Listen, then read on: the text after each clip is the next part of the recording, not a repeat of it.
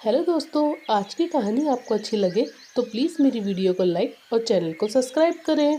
ओफ, सूरज को उगे हुए कितनी देर हो गई, लेकिन ये हमारी बहू रानी तो अभी तक सो रही है। इन शहरी लोगों का भी ना कोई कायदा ही नहीं होता। एक हमारा ज़माना था, रात को सबसे आखिरी में सोते थे और सुबह सबके उठने से पहले जग जाते थे। और एक आजकल की बहुएं हैं, जब तक सास दरवाज़ा ना पीटे इनकी नींद ही नहीं खुलती। बहू, ओ बहू। तभी सावित्री जी की आवाज सुनकर उसका बेटा अरुण दरवाजा खोलता है। माँ, क्या हो गया? क्यों सुबह सुबह कुड़कुड़ा रही हो? अब बोलो भी कि ऐसा क्या हो गया जो सुबह 5 बजे आपका भाषण शुरू हो गया? ओहो, देखो तो इस शहरी चूजे को कैसे अपनी पत्नी की तरफदारी कर रहा है। आपका हुक्म हो तो क्या मैं अपने साथ साथ आपकी पत्नी के लिए भी चाय बना कर ले आए? क्योंकि उस महारानी की तो अभी आंख नहीं खुली ना। क्या माँ, सुबह के 5 बज रहे हैं, आखिर इतनी जल्दी उठने की क्या जरूरत है? माँ, आप जानती है ना, नौकरी करने वाली है बहू आपकी। बस इसलिए मैं तुम्हारे बाबूजी से कहती थी कि गांव की लड़की लानी है अपने बेटे के लिए। अरे, उस महारानी को जाकर बोल हमारे लिए चाय बना कर ले आ। ये कहकर सावित्री जी वहां से चली जाती है। अंदर प्रिया ये सब बातें सुन लेती है। वह उनसे कहती है, देखा तुमने अरुण, माँ जी रोज मुझे इसी तरह ताने मारती है। सब काम करके ऑफिस जाती हूँ तो भी ऐसे घूर कर देखती है जैसे मैंने ही उन्हें सब काम करने के लिए बोला हो।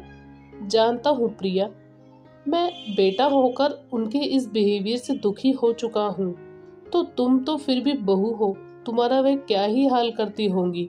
मैं समझ सकता हूँ, लगता है उनको मेरे ऑफिस जाने से परेशानी है। ठीक है, तो मैं ऐसा करती हूँ, कुछ महीनों के लिए वर्क फ्रॉम होम ले लेती हूँ। अब प्रिया घर से ही काम करने लगती है, जिससे अब उसे घर के काम भी साथ साथ करने पड़ते हैं। जल्दी खाना ला बहू, अब क्या अगले साल परोसेगी खाना? ना जाने इतनी सुविधा होते हुए भी इतनी देर क्यों लगाती है। कुछ देर बाद प्रिया अपनी सास को खाना परोसती है। ये क्या बहू, इस दाल चावल में तो कुछ भी स्वाद नहीं है। लेकिन माँ जी, मैंने तो अपनी तरफ से पूरी कोशिश की थी। लेकिन खैर, इसमें तेरी गलती भी नहीं है। खाना तो हमारे गांव के चूल्हे पर बनता था, जिसका स्वाद ही अलग होता था। क्या ताज़ा स्वादिष्ट खाना होता था। खैर कोई नहीं, मन मारकर यही खा लेती हूँ।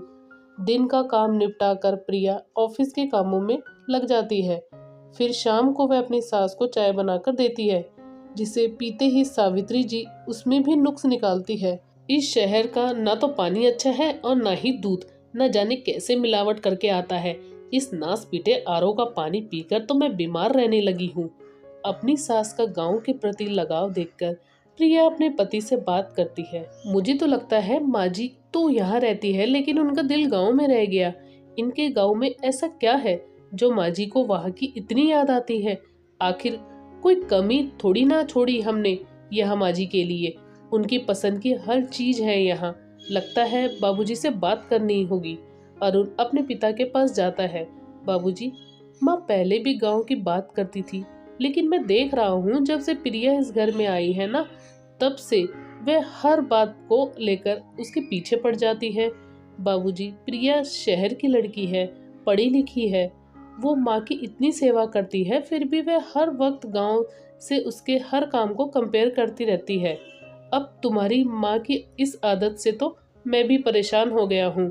बड़ा शौक है ना उसे गांव जाने का, तो तुम हम सब की ट्रेन की टिकट करवाओ।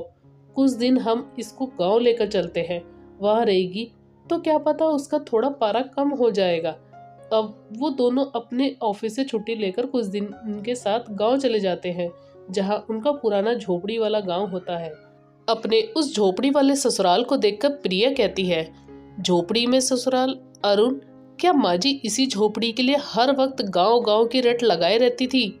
यहाँ ना तो बेड है, ना ही कोई सुविधा, फिर इस खाट और चूल्हे के लिए माँ जी इतना गांव गांव करती थी। बहू, इस गांव में कोई सुविधा नहीं थी, तभी तो हम शहर गए और वहाँ खुद की मेहनत से मकान खड़ा किया। लेकिन तब भी वो हमेशा मुझे ताने देती थी कि मैं उसे यहाँ से ले गया। लेकिन अब वह यही व्यवहार अपने बेटे बहू के साथ करेगी तो आखिर कैसे चलेगा? मैंने ही उसे इस घर से दूर किया था ना, इसलिए मैं उसे कुछ दिनों के लिए गांव लेकर आया हूँ। मैं भी तो देखूं वह कितने दिन रह पाती है इस झोपड़ी वाले ससुराल में। उस झोपड़ी वाले घर की साफ सफाई करके प्रिया चूल्हे पर खाना बनाने जाती है, लेकिन काफी देर तक वह आग जलाने की कोशिश करती है पर उसे वह आग नहीं जलती। आखिर में उसकी सास आकर चूल्हे पर आग जलाती है, जिस पर प्रिया खाना बनाती है। फिर जैसे तैसे खाना खाकर वे सब सो जाते हैं, लेकिन उस रात उनमें से किसी को भी उस खाट पर नींद नहीं आती। अगली सुबह सावित्री जी कहती है, इस चारपाई पर सोकर तो मेरी कमर ही दर्द हो गई। लगता है उन शहरी गद्दों की आदत लग गई है। फिर नहाने के लिए घर में पानी नहीं होता तो श्यामलाल जी सावित्री जी से कहते हैं, जाओ अब तुम जाकर कुएं से पानी लेकर आओ। तुम्हें कुएं का पानी बड़ा पसंद है ना, जाओ। क्या मैं फिर सर पर मटका लेकर सास कुएं की ओर जाती है, लेकिन अपनी सास को देख प्रिया भी उनके साथ चली जाती है, जहां उन्हें गांव की कुछ औरतें मिल जाती हैं। सच में रूपा, भले ही मैं शहर चली गई लेकिन दिल में तो मेरा आज भी गांव ही रह गया। बड़ी अजीब हो तुम सावित्री, शहर में भला ऐसी क्या कमी है, वहां तो हर सुख सुविधा है। गांव में इतनी गरीबी है, कच्ची झोपड़ी तेज बारिश में कब ढह जाए कह नहीं सकते। 4-4 दिन तक बिजली नहीं रहती, ना कॉलेज ना अस्पताल, ना तो कोई सुविधा ही नहीं। रूपा तुम बिल्कुल ठीक कह रही है सावित्री, श्यामलाल भाई साहब ने तुम्हारे लिए कितना कुछ किया, शहर में इतनी सुख सुविधा दी, और एक तुम हो जो अभी भी इस गांव के लिए रो रही हो। काकी यही तो हम भी कब से माँ जी को समझाना चाहते हैं कि शहर में उन्हें किसी चीज की कमी नहीं है। बुढ़ापा शरीर है, आधी रात को तबीयत खराब हो जाए तो आसपास बड़े अस्पताल तो है ले जाने के लिए, लेकिन यहाँ तो कोई सुविधा नहीं है। अब सावित्री जी को अपनी गलती का एहसास होता है और वह 2 दिन बाद ही अपने परिवार वालों के साथ शहर लौट आती है। और अब वह कभी गांव को शहर से कंपेयर नहीं करती और ना ही अपनी बहू पर कभी भी किसी बात का गुस्सा निकालती।